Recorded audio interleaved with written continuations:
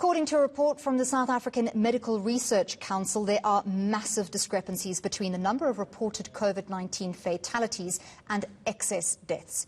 South Africa has recorded 5,940 COVID-19 related deaths since the virus reached the country, but more people are dying at an alarming rate, and the reason for this remains a mystery. For more on this, I'm joined by epidemiologist Professor Debbie Bradshaw from the South African Medical Research Council. Thank you very much for joining us this lunchtime. So how is this figure of excess deaths calculated?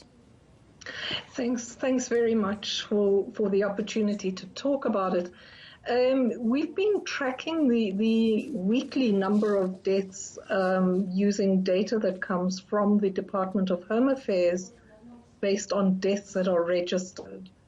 And we've been comparing the numbers, the weekly numbers of deaths against what we would have expected based on previous year's data. During the lockdown, we noticed that there was a bit of a downward trend. It was tracking the same pattern, but it was lower. And since about May, we've seen that the number of natural deaths just started to increase steadily. This was not surprising because we have a COVID epidemic unfolding in the country. But in the last 2 weeks, we've noticed that the number of natural deaths compared with historical information is just showing a much bigger difference between what we currently observe and what we might have expected. And when we take into account that it went lower beforehand, we get 17,000 excess deaths, which is a lot bigger than the official confirmed COVID deaths. Absolutely. And those in excess of 17,000 deaths are not included in the official COVID-19 death stats. Yet you say the timing, and I'm quoting you here, the timing and geographic pattern leaves no room to question whether this is associated with the pandemic, which implies, if I read it correctly, that our death rate is grossly underreported. Is that correct?